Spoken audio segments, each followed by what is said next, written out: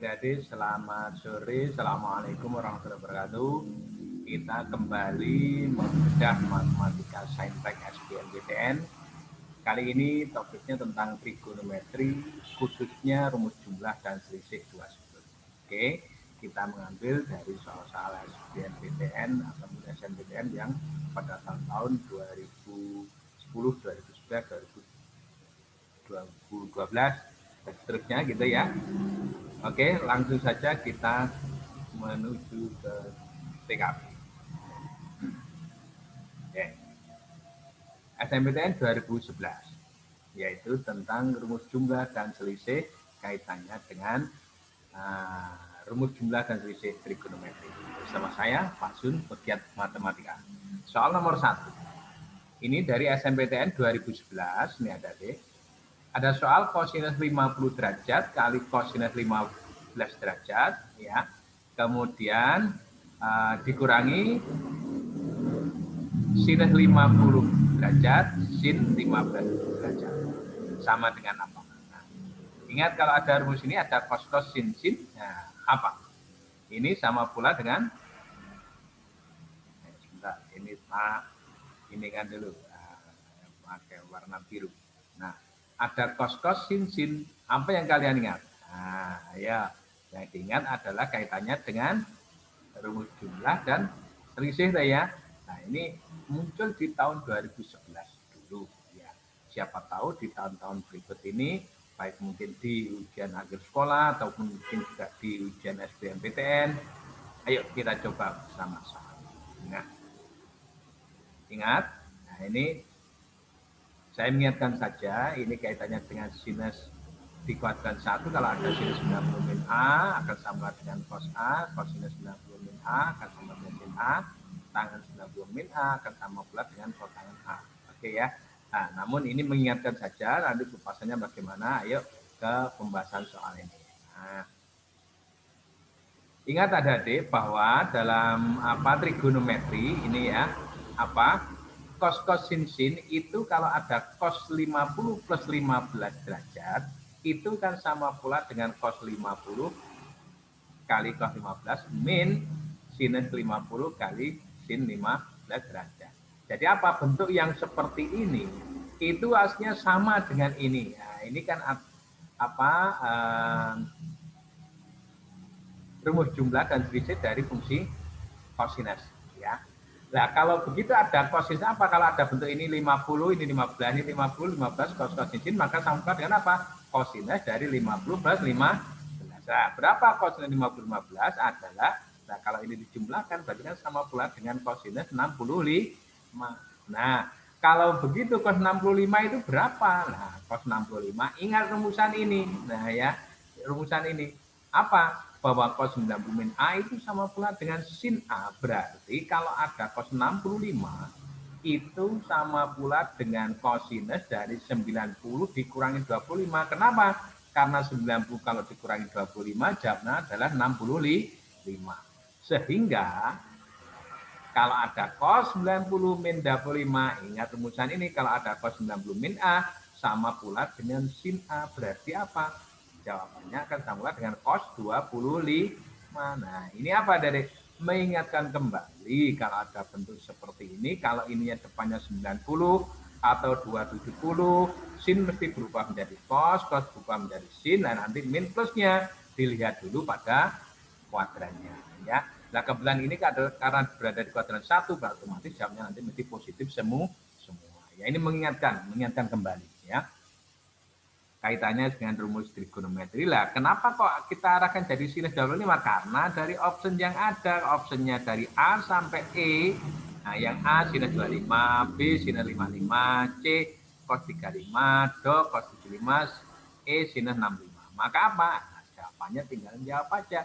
Oh, cos 90 min 25 maka sama pula dengan sinus 25. Sehingga jawabnya adalah yang oke ya, tidak sulit untuk soal yang seperti ini. Jadi mengingatkan kembali ya, adik-adik kaitannya dengan rumus jumlah dan selisih dari fungsi trigonometri, bahwa apa kalau ada cos A plus B sama pula dengan cos sin sin, kalau ini plus maka ini min ya. Kalau ini 50 plus 15 berarti sama pula dengan cos kali cos 50 cos 15 min sin 50 sin 15. Oke ya. Jadi mengingatkan kembali kaitannya dengan ini. Semoga kalian semakin maju. Oke, lanjut soal berikutnya masih setipe dengan ini dan juga di soal SNMPTN tahun 2011 tapi dengan kode soal yang berbeda. Tapi muncul soalnya hampir sama. Ayo kita kerjakan kembali. Nah, ini. Soal nomor 12. Nah, ini ada cos 35, cos 20 min sin 35 sin 20. Nah, ingat, ini kayak tadi tuh ya. Nah, kayak tadi. Jadi kayak yang soal pertama tadi, cuma di sini diganti angkanya 35 sama 20. Ini 35 sama 20. Otomatis apa? Ya kita perlu mengingat yang tadi kaitannya dengan apa? Kaitannya dengan ini tadi ya. Nah, kalau inilah kemudian pengerjaannya adalah nah, bahwa kalau ini cos sin min maka sini mesti plus apa cos 35 plus 20. Berapa 35 tambah 20? 55. Ya, kalau begitu ini 35 plus 20 jamnya adalah 55. Cos 55 itu sama pula dengan apa? Mengikuti ini, ya ya. Apa?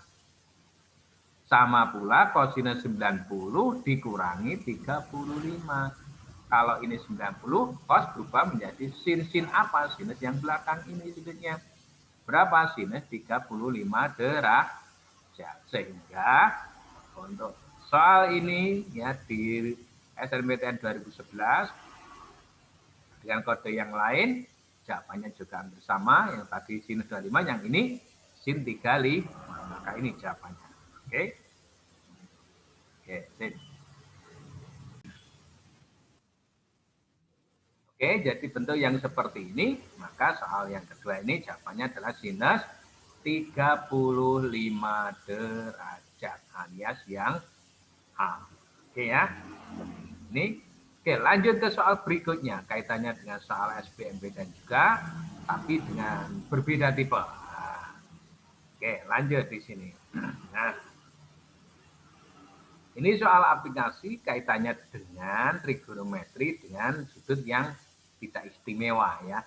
Namun apa? Cara pengerjaannya kita harus usahakan bisa menjadi ke dalam bentuk sudut istimewa karena kita kan tidak membawa kalau ujian ya kita tidak membawa kalkulator, kita tidak apa ini ya, maka yang kita ingat apa adalah rumus-rumus sudut dari yang istimewa ya.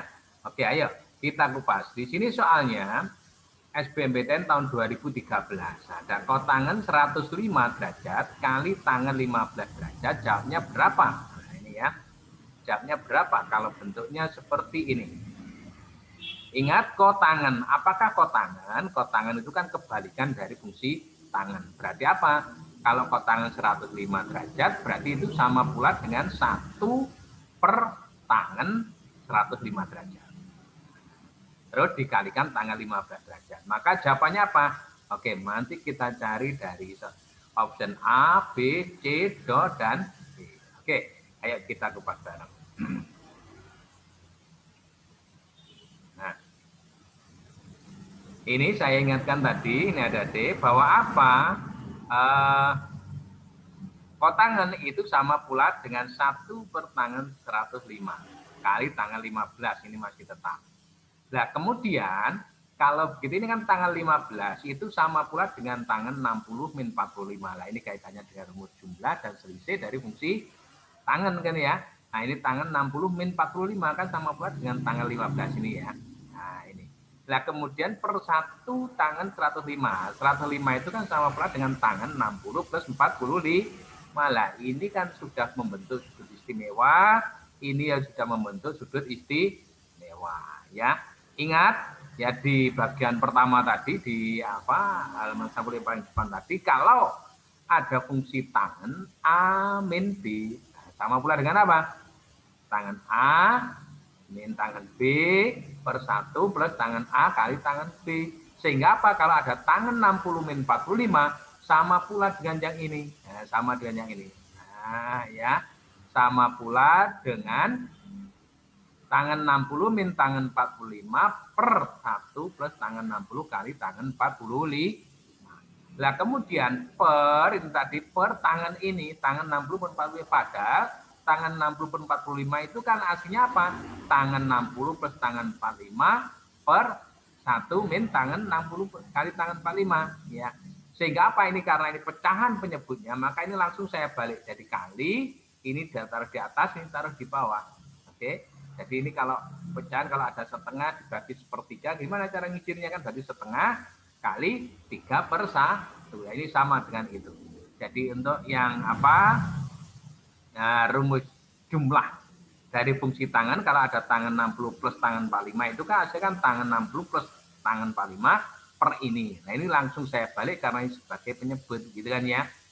Nah, maka kita dapatkanlah bahwa kalau ini per ini sama pula ini kali, nanti dibalik menjadi bentuk yang seperti ini ya.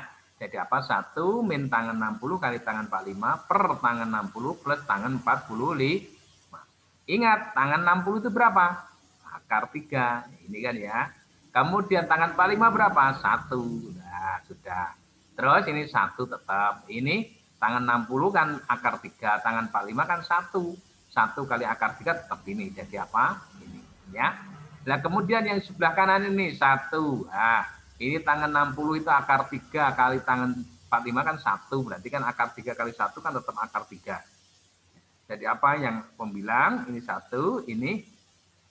Nah, jadi yang atas ini. Kemudian penyebutnya tangan 60 itu apa? Akar 3.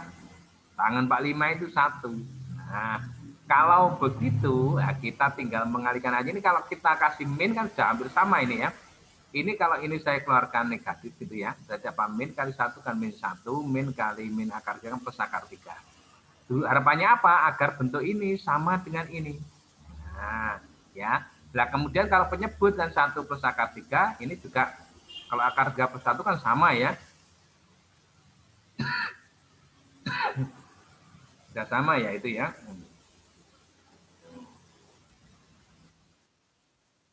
Oke. Karena tadi itu sudah sama, maka apa? Nah, ini kita kasih min ini jadi apa? Bentuk seperti ini. Nah, ini sebelah kiri ini jadi kayak ini, yang kanan seperti ini.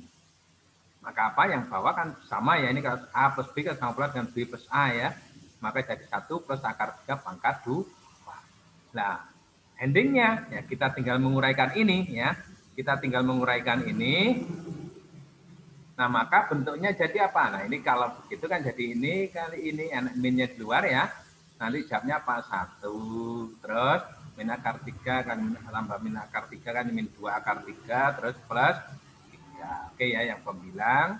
Kemudian penyebut ini dari 1 plus 2 akar 3 per 3. Untuk yang mengalihkan ya, untuk yang seperti ini saya harapkan harus sudah.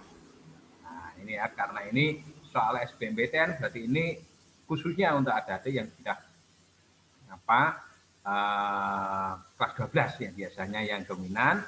Untuk adik-adik yang mungkin masih kelas 10 atau kelas 11 ya silahkan mungkin diotak-atik kembali kaitannya dengan hal seperti ini. Oke. Nah, maka apa? Yang pembilang menjadi negatif 1 min 2 akar 3 plus 3, yang penyebut menjadi yang ini 1 plus 2 akar 3 plus 3. Maka apa? Negatif tetap, ini 1 tambah 3 kan 4, kali min 1 tadi min 4. Ini 2 akar 3 negatif, kali min jadi plus. Yang penyebut, nah ini 1 tambah 3, 4, terus plus 2 akar 3. Nah, jadi seperti ini. Nah, kita lihat jawaban seperti ini kan tidak ada pada option A, B, C, D, E. Maka apa? Kita harus ingat bahwa kalau ada bentuk akar yang seperti ini, maka caranya gimana ya? Kita rasionalkan penyebutnya. Caranya apa? Dikalikan dengan sekawannya. Maksudnya sekawan, kalau ini penyebutnya adalah 4 plus 2 akar 3, maka cara pengerjaannya apa? Kita kalikan dengan sekawan dari penyebut ini, yaitu 4 min 2 akar 3. Nah, kemudian pembilangnya ini juga harus 4 min 2 akar 3. Harapannya apa? Ini kan nilainya 1. Jadi apa? Bilangan apa saja kalau kali 1 kan tetap ini hasilnya ya. Oke. Kalau begitu, yang ini pembilang kali pembilang, penyebut kali penyebut, kita dapatkan apa? pembilang kalau kita kalikan min 4 kali 4 min 16. Min 4 kali min 2 akar 3 jamnya 8 akar 3. Terus 2 akar 3 kali 4 juga 8 akar 3. 8 akar 3 tambah 8 akar 3 kan 16 akar 3. Nah, terus 2 akar 3 kali min 2 akar 3 jamnya adalah negatif 12. Ya. Nah, kemudian yang penyebut ini kalau ada A plus B kali A min B jamnya apa? Ya A kuadrat dikurangi B kuadrat alias 4 kuadrat 16 dikurangi 2 akar 3 kuadrat jamnya adalah 12. Ya, jadi yang depan 16 ini 12. Maka kita dapatkan apa? Nah, ini min 16 dikurangi 12 jamnya min 28. Nah, ininya tetap 16 akar 3. 16 kurangi 12 jamnya 4. Maka bentuk yang seperti ini kan bisa disederhanakan, kan ini 28, ini ada 16 dibagi 4, nah, terlihat. Maka jamnya apa? Negatif 28 bagi 4 dapat negatif 7. 16 bagi 4, nah, dapat 4. Maka jamnya adalah seperti ini. Nah, jadi apa? Jawabannya adalah tampak seperti ini, ya. Nah, min 28 dibagi 4 jamnya min 7. Nah, terus 16 akar 3 bagi 4 jamnya 4 akar 3. Sehingga jawabannya adalah tampak seperti ini, negatif 7 plus 4 akar 3. Maka jamnya apa? Yang oke ya. Oke, Rade, saya pikir untuk soal yang seperti ini intinya kalian harus sudah bisa memahami, khususnya untuk rumus-rumus jumlah dan selisih, baik itu fungsi tangen, fungsi sinus maupun fungsi kosinus. Mengingatkan kembali, khususnya untuk adik-adik yang mungkin sudah kelas 12 mendekati SBMPTN, maka apa hal seperti ini harus diasah kembali, gitu ya. Harapannya apa? Pada saat nanti mengerjakan soal, kalau misalnya ada soal seperti ini, kalian sudah tidak canggung lagi. Oke? Terus bersemangat, terus berikhtiar menuju puncak prestasi. Sukses di kehidupan kalian semuanya. Terima kasih. Assalamualaikum warahmatullahi wabarakatuh.